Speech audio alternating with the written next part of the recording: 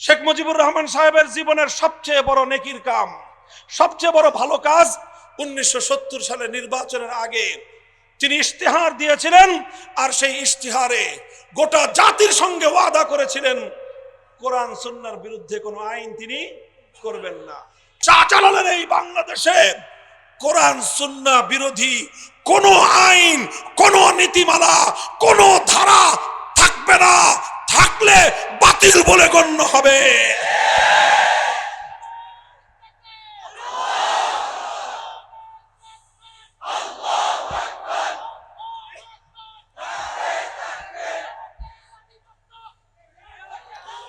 যদি এই দুটো কাজ করা যায় তাহলে একদিকে ভারতীয় আধিপত্যবাদ শেকড় সহ উপড়ে যাবে।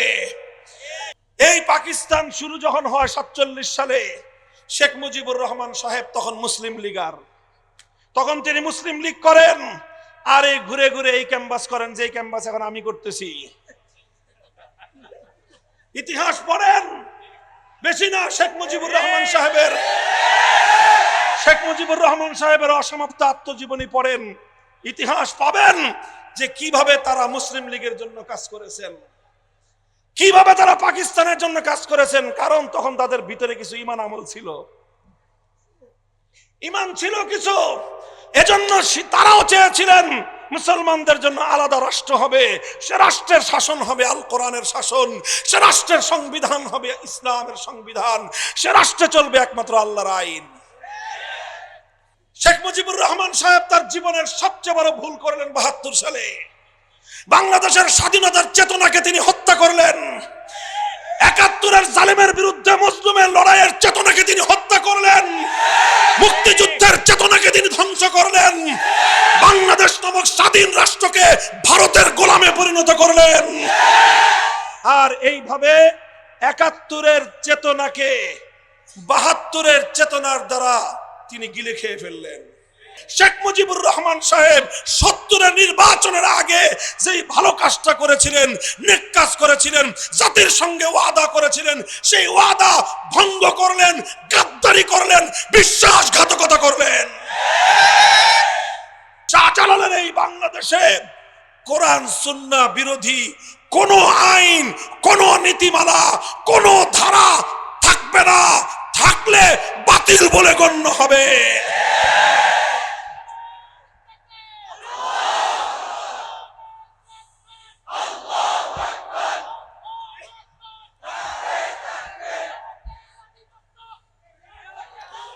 যদি এই দুটো কাজ করা যায় তাহলে একদিকে ভারতীয় আধিপত্যবাদ শেকড় সহ উপড়ে যাবে। ইন্দিরা গান্ধী শেখ মুজিবুর রহমান সাহেবকে বলে দিলেন, বাংলাদেশ যাইতাছস যা, তবে বাংলাদেশের সংবিধান কি হবে আমরা ভারত যেভাবে বলে দিব সেভাবেই তুমি সংবিধান তৈরি করবা। তিনি একটা চিরকুট ঢুকায় দিলেন, একটা চিরকুট মুজিব কোটের পকেটের মধ্যে। সেই চিরকুটের মধ্যে 4টা মূলনীতির কথা লিখে দিলেন। সেই 4 মূলনীতি আমাদের পূর্বপুরুষরা তারা যেই ত্যাগ আর কোরবানি স্বীকার করেছে, বাড়ির পাশের কলকাতাকে লাথি মারছে, নিজের বাড়ির চতুর্পাশের ভারতকে তালাক দিয়েছে, দিল্লিকে লাথি মেরে 2000 মাইল দূরের পশ্চিম পাকিস্তানিদের সঙ্গে হাতে হাত মিলাইছিল। পশ্চিম পাকিস্তানিদের প্রতি আলগা কোনো প্রীতি ছিল না। খান পাঠানদের সঙ্গে আমাদের কোনো কালেই আলাদা কোনো মহব্বত ছিল না। শুধু একটা জিনিসেরই চাহিদা ছিল, সংবিধান হবে আল কোরআন, আইন চলবে কার? 1947 সালে আমার আল্লাহ সেই রাষ্ট্র দিলেন। সেই রাষ্ট্র দেওয়ার পর শুরু হলো গাদ্দারি, শুরু হলো বিশ্বাসঘাতকতা। পশ্চিম পাকিস্তানের স্বৈর শাসকরা একটার পর একটা শাসক আসে, আর ওলামায়ে কেরাম বলে যে কথা তো ছিল যে আইন হবে কার? শাসন হবে আল কোরআনের, আপনারা কোরআনের শাসন দেন। শাসকরা কয় যে হুজুর, রাষ্ট্রটা তো এখনো শিশু রাষ্ট্র, ইসলামের আইন শাসন একটু শক্ত কঠিন, এই শিশুকে কঠিন খাবার খাওয়াইলে চলবে না, তো শিশুটা একটু বড় হোক, তারপরে আমরা কোরআনের শাসন দিব। আচ্ছা ঠিক আছে, কয়দিন আপনারা তাইলে পশ্চিমা ইউরোপিয়ানদের আইন দিয়ে কয়দিন চালান, আপনার শিশুটা একটু বড় হোক, তারপরে আমাদেরকে ইসলামী শাসন দিবেন না? ঠিক আছে দেন। 5 বছর পরে হুজুররা জিজ্ঞেস করলো, আপনার শিশু বড় হয়েছে? কয় না, এখনো বড় হয় নাই। 10 বছর পরে জিজ্ঞাসা, আপনার শিশু বড় হয়েছে? কয় না, এখনো বড় হয় নাই, এখনো ইসলামী শাসন দেওয়া যাবে না। 15 বছর পরে আবার জিজ্ঞেস করলো, শিশু বড় হয়েছে? কয় না, এই শিশু এখনো বড় হয় নাই, এখনো এখানে ইসলামী শাসন দেওয়া যাবে না। 20 বছর পর জিজ্ঞাসা করলো, আপনার বুইরা খাটাস, এই পোলা বড় হয়েছে? ভাই দুঃখে দুঃখে বলি, দুঃখে আমার আব্বাজান শাইখুল হাদিস আল্লামা আজিজুল হক রহমতুল্লাহ আলাইহি, তিনি এই দুঃখের কথাটা, এই আফসোস আর হৃদয়ে রক্তক্ষরণের কথাটা কৌতুক করে বলতেন। 24 বছরেও এই শিশু এটার সাবালক হইল না।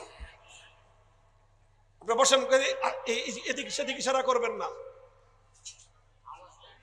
একটু একটু একটু একটু ধৈর্য ধরেন, একটু ধৈর্য ধরেন, একটু একটু। কিছু তো কথা বোঝা যাচ্ছে নাকি? আপনি মাইক ঠিক করতেছে, আপনার ধৈর্য ধরেন। এক কথা লাইন হারায় গেলে আর কথা ফিরে আসবে না। শাইখুল হাদিস রহমতুল্লাহ আলাইহি বলতেন যে 24 বছরেও যেই শিশু সাবালক হয় না, যেই শিশু 24 বছরেও বালেগ হয় না, এটা 90 বছরেও বালেগ হবে না। বেটা 24 বছরে একটা পোলা তাগড়া যুবক হয়। 24 বছরের যুবক তো বিপ্লব করে, 24 বছরের যুবক তো ইনকিলাব আনে, 24 বছরের যুবক তো সমস্ত বাতিলের বিরুদ্ধে লড়াই করে। আর তার পাকিস্তানি 24 বছরের বুইরা খাটাস, এই রাষ্ট্র তুই কস এখনো শিশু, এটা এখনো বড় হয় নাই। তোর এই পাকিস্তান নামক এই 24 বছরের এই শিশু 24 বছরেও যখন এই বুইরা খাটাস বালেগ হয় নাই, এটা 90 বছরে আর বালেগ হবে না। কাজে এই পোলার আর দরকার নাই আমাদের, এই পোলার আর দরকার নাই। ভেঙে ফেলো পাকিস্তান, টুকরো করে দাও পাকিস্তান, খান খান হয়ে যাক গাদ্দারির পাকিস্তান।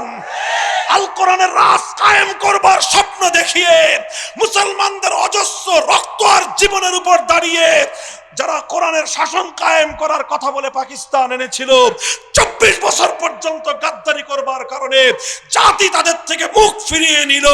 আল্লাহর অভিশাপে ভেঙে টুকরো হয়ে গেল সেই অভিশপ্ত দেশ। পাকিস্তান ভাঙলো। এই পাকিস্তান শুরু যখন হয় 47 সালে, শেখ মুজিবুর রহমান সাহেব তখন মুসলিম লীগার, তখন তিনি মুসলিম লীগ করেন। আর এই ঘুরে ঘুরে এই ক্যাম্পাস করেন, যে ক্যাম্পাস এখন আমি করতেছি। ইতিহাস পড়েন, বেশি না, শেখ মুজিবুর রহমান সাহেবের অসমাপ্ত আত্মজীবনী পড়েন, ইতিহাস পাবেন যে কিভাবে তারা মুসলিম লীগের জন্য কাজ করেছেন, কিভাবে তারা পাকিস্তানের জন্য কাজ করেছেন। কারণ তখন তাদের ভিতরে কিছু ঈমান আমল ছিল, ঈমান ছিল কিছু। এজন্য তারাও চেয়েছিলেন মুসলমানদের জন্য আলাদা রাষ্ট্র হবে, সে রাষ্ট্রের শাসন হবে আল কোরআনের শাসন, সে রাষ্ট্রের সংবিধান হবে ইসলামের সংবিধান, সে রাষ্ট্রে চলবে একমাত্র আল্লাহর আইন। 1970 সালে যখন পাকিস্তানিরা আস্তে আস্তে আস্তে আস্তে খালি ঘুরায় ঘুরায় আর কয় শিশু শিশু শিশু, 24 বছরের বুইরা খাটাস যখন আর বড় হলো না, তখন এই 1970 নির্বাচনের সময় শেখ মুজিবুর রহমান সাহেব ঘোষণা দিলেন যে আপনারা আমার নৌকা মার্কায় সিল মারেন। কয় সিল মারলে কি করবেন? তিনি ওয়াদা করলেন, আমি কোরআন সুন্নাহ বিরোধী কোনো আইন করব না। শেখ মুজিবুর রহমান সাহেবের জীবনের সবচেয়ে বড় নেকির কাম, সবচেয়ে বড় ভালো কাজ, 1970 সালে নির্বাচনের আগে তিনি ইশতেহার দিয়েছিলেন। আর সেই ইশতেহারে গোটা জাতির সঙ্গে ওয়াদা করেছিলেন কোরআন সুন্নাহর বিরুদ্ধে কোনো আইন তিনি করবেন না। আপনাদের কি মনে হয় বানায়া কথা বলতেছি? বাংলাদেশের স্বাধীনতার ইতিহাস পড়েন, দলিলে লেখা আছে আওয়ামী লীগের অফিস সেনা পুরাইছে, ইতিহাসটা আর পুরাই দিতে পারে নাই। ওই ধানমন্ডির 32 নম্বরও পুরাইছে, সুধা সদনে গিয়ে তালাশ করো। তোমাদের কাছে যে ইতিহাস আছে 1970-এর আওয়ামী লীগের যে নির্বাচনী ইশতেহার ছিল, সেই ইশতেহারে জাতির সঙ্গে ওয়াদা করা হয়েছিল কোরআন সুন্নাহ বিরোধী কোনো আইন তারা করবে না। যদি এটা মিথ্যা হয়ে থাকে আমার এ কথা, যদি আমি কোনো অসত্য কথা বলে থাকি, কেউ প্রমাণ করতে পারে, হাজার হাজার মানুষের সামনে কথা দিচ্ছি, আর কোনোদিন মাইকের সামনে মামুনুল হক কথা বলবে না। চ্যালেঞ্জ নিয়ে আসেন, আমাদের এই চ্যালেঞ্জ মোকাবেলা করেন। 70-এ আপনারা জাতির সঙ্গে এই কমিটমেন্ট করেছিলেন কিনা, এই ওয়াদা করেছিলেন কিনা? এরপরে জাতি কি করলো? মারল বাক্স, খালি মাত্র নৌকা মার্কার বাক্স মারছিল, এমন সিল মারা মারলো, নিরঙ্কুশ সংখ্যাগরিষ্ঠতা পাইল নৌকা। নৌকা জিতে গেল। পশ্চিম পাকিস্তানিরা ক্ষমতা হস্তান্তর না করে 25শে মার্চ 71 সালের কালো রাত্রিতে বাংলাদেশের উপর হামলা করলো। 26শে মার্চ কালুরঘাট থেকে স্বাধীনতার ঘোষণা আসলো। 16ই ডিসেম্বর বাংলাদেশ স্বাধীন হলো। 9 মাস রক্তক্ষয়ী মুক্তিযুদ্ধ হলো। 9 মাস শেখ মুজিবুর রহমান সাহেব পশ্চিম পাকিস্তানে কারাগারে বন্দী ছিলেন এবং তারা মোটামুটি ভালোই আপ্যায়ন করেছে। যতটুকু আমরা ইতিহাসে পাই, বন্দীও ছিলেন, আপ্যায়িতও ছিলেন। এরপরে তিনি সেখান থেকে মুক্তি পেলেন। মুক্তি পেয়ে সোজা গেলেন লন্ডনে। তারপরে তার দেখা হলো ভারতের তৎকালীন প্রধানমন্ত্রী শ্রীমতী ইন্দিরা গান্ধীর সাথে। ইন্দিরা গান্ধী শেখ মুজিবুর রহমান সাহেবকে বলে দিলেন, বাংলাদেশ যাইতাছস যা, তবে বাংলাদেশের সংবিধান কি হবে আমরা ভারত যেভাবে বলে দিব সেভাবেই তুমি সংবিধান তৈরি করবা। তিনি একটা চিরকুট ঢুকায় দিলেন, একটা চিরকুট মুজিব কোটের পকেটের মধ্যে। সেই চিরকুটের মধ্যে 4টা মূলনীতির কথা লিখে দিলেন।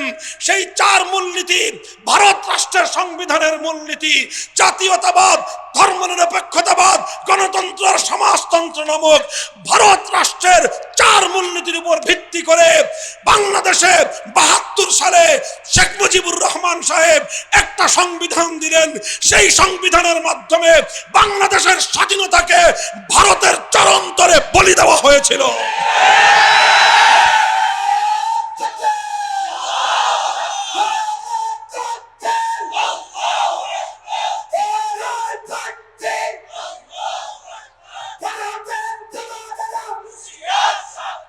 মুহতারাম হাজিরিন, কথা পরিষ্কার। তিনি 70 নির্বাচনের আগে প্রতিশ্রুতি দিলেন কোরআন সুন্নাহ বিরোধী আইন করবেন না, আর সংবিধানের মূলনীতি বানালেন ধর্মনিরপেক্ষতাবাদ নামক কুফরি মতবাদ। তিনি আইন করলেন।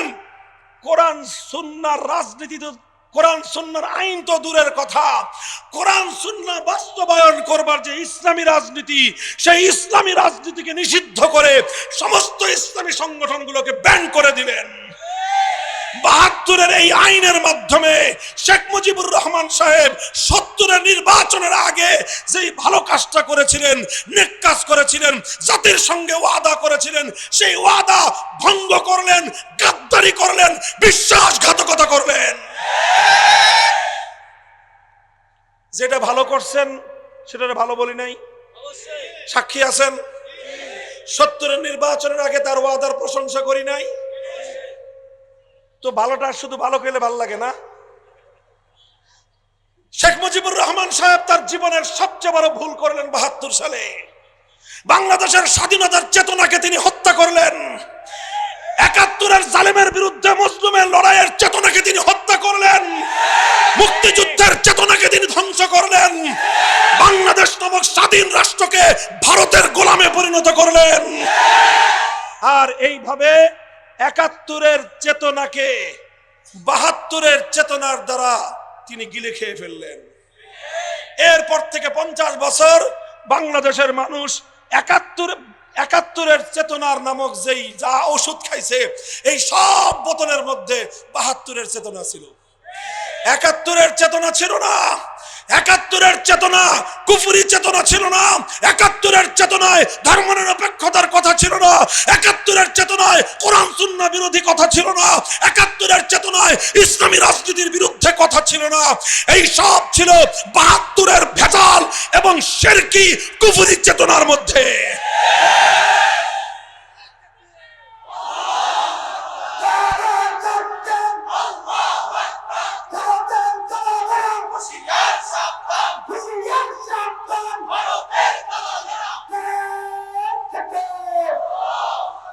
তিনি তার এই ভুল, জীবনের শেষ ভুল, এই ভুলটাকে তিনি আর শুধরাতে পারেন নাই, বরং এই ভুলের খেসারত দিয়েছেন 75 সালের 15ই আগস্ট। ভুল করেছেন যেরকম, যত বড় অন্যায় করেছেন খেসারতটা ওরকমই দিয়েছেন। 75-এর পরে বাংলাদেশের সংবিধানে পরিবর্তন আসলো। কুফরি ধর্মনিরপেক্ষতার জায়গায় সেখানে বসানো হলো আল্লাহর উপর অবিচল আস্থা এবং বিশ্বাস। এই কাজটা অনেক ভালো ছিল, কিন্তু কাজটা শুধু কথার কথাই রয়ে গেল। আল্লাহর উপর আস্থা এবং বিশ্বাস রেখে বাংলাদেশে এরপর থেকে কোনো আইন কানুন তৈরি হয় নাই। শুধু সংবিধানে ছিল। 2008 সালে ফ্যাসিবাদী সরকার ক্ষমতায় এসে সংবিধান থেকে ওই কথাটা আবার মুছে ফেললো, আবার আল্লাহর নাম মুছে ফেললো, আবার আল্লাহর উপর আস্থা এবং বিশ্বাসকে উপড়ে ফেলে আবার সেই ভারতের দালালি কুফরি সংবিধানের ধারা ধর্মনিরপেক্ষতা ফিরিয়ে এনে বাংলাদেশকে আবার 16 কলায় ভারতের সেবাদাসে পরিণত করলো। এরপরের 15 বছর বাংলাদেশকে ভারতের গোলাম বানানোর 15 বছর, এরপরের 15 বছর বাংলাদেশের স্বাধীনতাকে ভারত মাতার চরণতলে বলি দেওয়ার 15 বছর, এরপরের 15 বছর মসজিদের শহরকে মূর্তির শহরে পরিণত করবার 15 বছর, এরপরের আওয়ামী দুঃশাসন বাংলাদেশকে ভারতের অঙ্গরাজ্যে পরিণত করবার দুঃশাসন, এরপরের 15 বছর আওয়ামী দুঃশাসন বাংলাদেশ থেকে তাওহীদকে মুছে ফেলে শিরকের বিজয় প্রতিষ্ঠা করবার দুঃশাসন।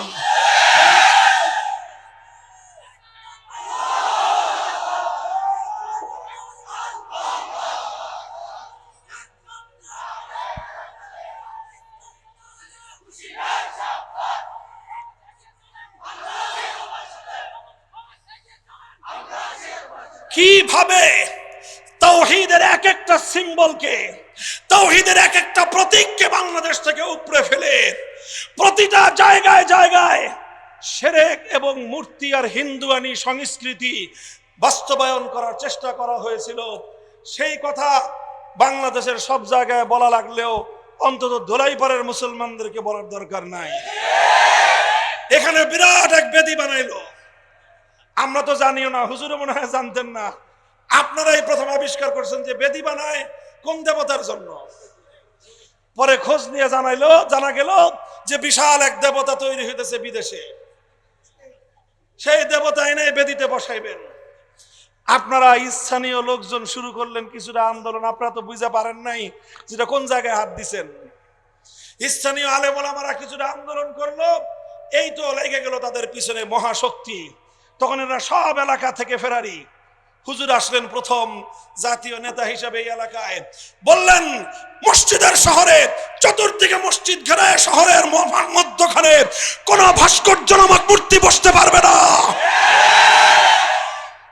এরপরে বললাম আমরা জায়গায় জায়গায় কথা বললাম, যেই নাকি আমরা এই কথাগুলো বললাম মনে হলো ভীমরুলের চাকের মধ্যে ঢিল মারছি। খেপা উঠলেন তারা, ক্ষিপ্ত হলেন আমাদের বিরুদ্ধে, যুদ্ধ শুরু করলেন আমাদের বিরুদ্ধে। আমরা কেন মূর্তির বিরুদ্ধে কথা বললাম? আমরা কেন মূর্তি সংস্কৃতির বিরুদ্ধে কথা বলি? আমরা কেন মসজিদের শহরকে মূর্তির শহরে পরিণত করবার এই কার্যক্রমকে রুখে দাঁড়াই? এটা হলো আমাদের অপরাধ। এই অপরাধে আমাদের 26 জন ভাইকে শহীদ করা হলো। এই অপরাধে প্রায় 2000 ওলামায়ে কেরামকে বন্দী করা হলো। 3 বছর পর্যন্ত আমাদেরকে বন্দী করে আমাদের কণ্ঠগুলোকে স্তব্ধ করে রাখবার চেষ্টা করা হলো। যারা এই মূর্তির বিরুদ্ধে কথা বলতো তাদের বিরুদ্ধে রাষ্ট্রযন্ত্রকে নিয়ে দিয়ে গোটা বাংলাদেশকে ভুতুড়ে এক দেশে পরিণত করা হয়েছিল। আল্লাহ পাক রব্বুল ইজ্জত ওই সকল উলামায়ে কেরামের উপর রহম করুন, যখন তখন যারা রক্তচক্ষুকে উপেক্ষা করেছে, কারাগারের অন্ধকার 4 দেয়ালকে বরণ করে নিয়েছে, জীবনের শাহাদাতকে বরণ করার জন্য প্রস্তুত হয়েছে, মূর্তি সংস্কৃতির সামনে মাথা নোয়ায় নাই। আলহামদুলিল্লাহ, সেই ধারায় আস্তে আস্তে আসলো শেষ পর্যন্ত 2024 সালের জুলাই মাস আসলো। আগস্টের 5 তারিখ আল্লাহ পাক একটা বিপ্লব দিলেন, আবাবিলদের মাধ্যমে আসলো বিপ্লব। সেই বিপ্লবের সবচেয়ে বড় বৈশিষ্ট্য ছিল 5ই আগস্টের দুপুর বেলায় যখন গোটা দেশ জানতে পারলো ফ্যাসিবাদী স্বৈরাচারী ভিন দেশের দালাল এবং ভারতের সেবাদাসী দেশ ছেড়ে পালিয়ে গেছে। মাত্র একটা ঘন্টা, মাত্র 1 ঘন্টা, কয় ঘন্টা? কোন আলেমের কিছু বলতে হয় নাই, কোন নেতার ঘোষণা দিতে হয় নাই। টেকনাফ থেকে তেতুলিয়া পর্যন্ত কোন মুসলিম জাতীয় স্থাপনার মধ্যে একটা মূর্তি বাকি রাখে নাই। আলহামদুলিল্লাহ কোন একটা মন্দিরের হিন্দুদের কোন মূর্তির গায়ে স্পর্শ করে নাই। আমাদের কথা পরিষ্কার, হিন্দুরা মূর্তি বানাও মন্দিরের মধ্যে, সেখানে আমাদের কোনো বক্তব্য নাই, সেখানে কেউ হাত তুলতে যাবে না, সেটাকে আমরা নিরাপত্তা দেওয়ার জন্য দায়িত্বশীল।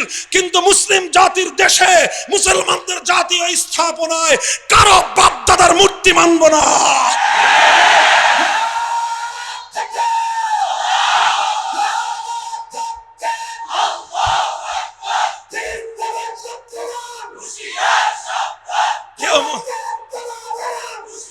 কেউ মনে করতে পারেন এই মূর্তি বুঝি শেখ মুজিবুর রহমান সাহেবের মূর্তি দেখে আমরা বিরোধিতা করছি।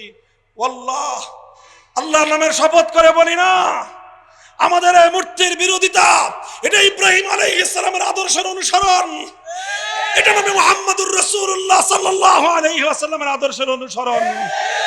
আমার নবী যেদিন মক্কা বিজয় করেছেন, মক্কার পবিত্র ভূমি থেকে ৩৬০টা মূর্তিকে তিনি নিজ হাতে ভূপাতিত করেছেন। সেই ৩৬০টার মধ্যে একটা আল্লাহর নবীর পূর্বপুরুষ নিজের বাপ ইব্রাহিম আলাইহিস সালামের মূর্তিও ছিল। আল্লাহর নবী নিজের বাপের মূর্তিটারে ছাড় দেন নাই, বরং অন্য মূর্তিগুলোকে ভাঙার সময় শুধু কোরআনের আয়াত পড়ছেন, আর নিজের বাপের মূর্তি ভাঙার সময় আল্লাহর নবীর কণ্ঠে আরেকটা কথা ছিল, কাতালাহুমুল্লাহ, আল্লাহ এই কুরাইশকে ধ্বংস করুক, অভিশাপ দিক তাদের উপর। যে ইব্রাহিম আলাইহিস সালাম সারা জীবন মূর্তির বিরুদ্ধে সংগ্রাম করলেন, আজ এই কুলাঙ্গার গুলো ইব্রাহিম আলাইহিস সালামের মূর্তি বানিয়েছে। আমি সেদিন বলেছিলাম আমার কথাটা ওনার নাকি কলজায় আঘাত লাগছে। যখন আর জিজ্ঞেস করলাম যে আমার বিরুদ্ধে এত খেপছে কে, এই বেটি সারা দেশ আমার বিরুদ্ধে লাগাইছে, সমস্ত আইন শৃঙ্খলা রক্ষাকারী বাহিনী আমার বিরুদ্ধে লাগায় লেলায় দিছে। আমারে কেউ কোনো আঘাত করতে পারলে রাষ্ট্রীয়ভাবে পুরস্কৃত করা হয়েছে। শুধু আমাকে অ্যারেস্ট করবার কারণে ডিবির হারুন প্রমোশন পাইছে। শুধু আমার মাদ্রাসা জামিয়া রহমানিয়া আমার হাত থেকে দখল করে সরকারের আজ্ঞাবাহী কিছু মানুষের হাতে তুলে দেওয়ার কারণে একজন ডিআইজি পুলিশ পদক পেয়েছে। ডিআইজি সাহেবের নামটা বললাম না।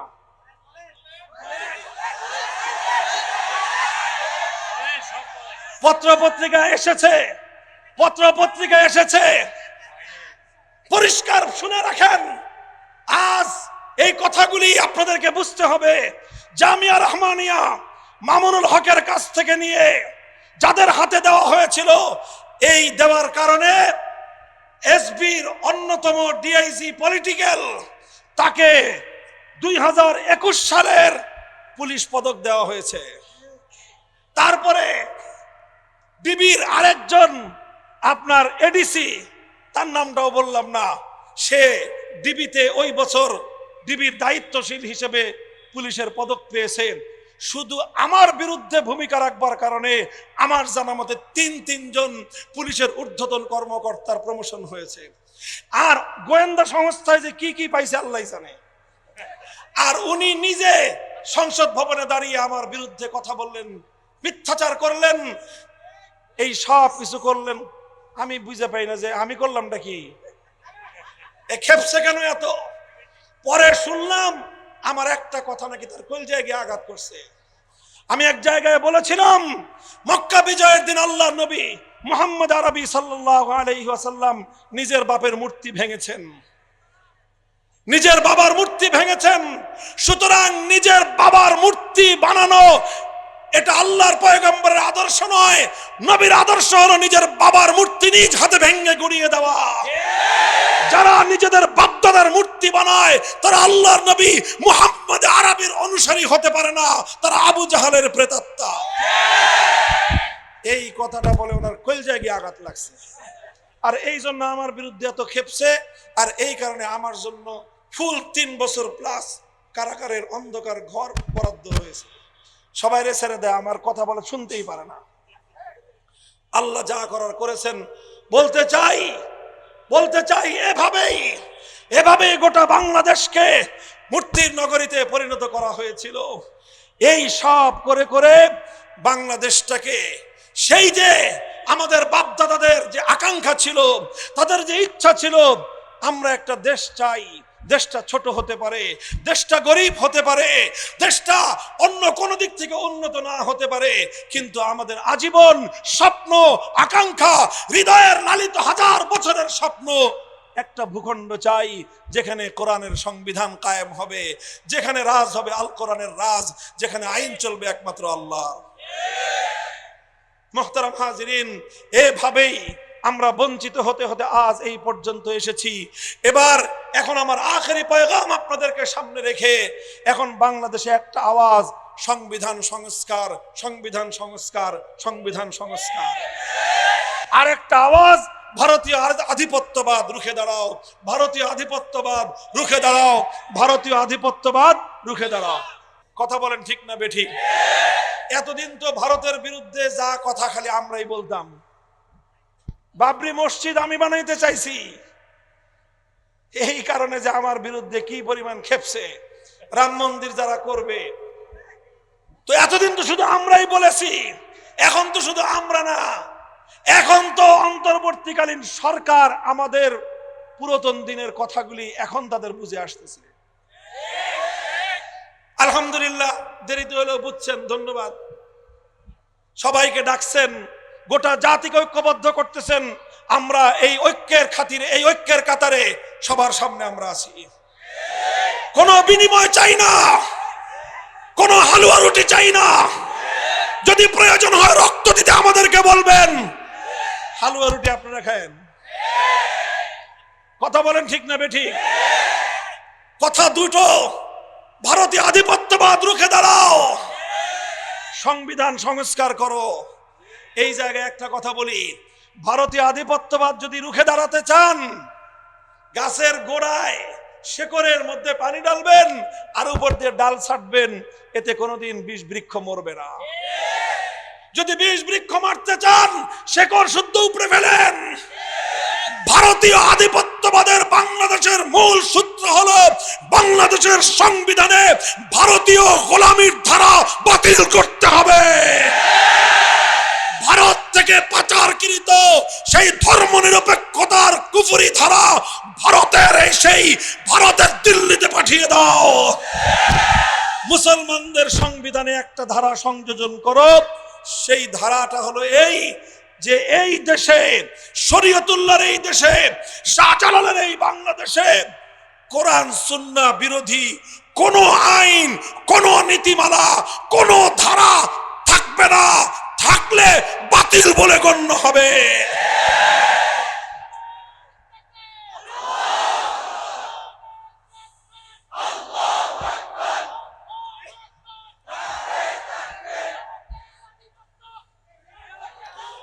যদি এই দুটো কাজ করা যায়, তাহলে একদিকে ভারতীয় আধিপত্যবাদ শেকড় সহ উপড়ে যাবে, বাংলাদেশের হাজার বছরের আমাদের পূর্বপুরুষদের আজন্ম লালিত স্বপ্ন বাস্তবায়িত হবে। আজ এমনি এমনি বলতেছি, ভালোয় ভালোয় কইতেছি, ভালোয় ভালোয় কইরা ফেলাম। কথা বলেন ঠিক না বেঠিক? যদি বলেন না করলে হুজুর কি করবেন, শুনে রাখেন, পরিষ্কার ঘোষণা আমাদের। এই প্রজন্মের আবু সাঈদরা জালিমের বুলেটের সামনে কিভাবে বুক চিতিয়ে দাঁড়ায়। যদি এক ফ্যাসিবাদকে উৎখাত করবার জন্য আমার 2000 দামাল সন্তান জীবন দিতে পারে, আল কোরআনের রাজ কায়েম করবার জন্য শহীদ ঈদগাহে 2 কোটি যুবক হাজির হবে, 2 কোটি যুবক জীবন দেবে।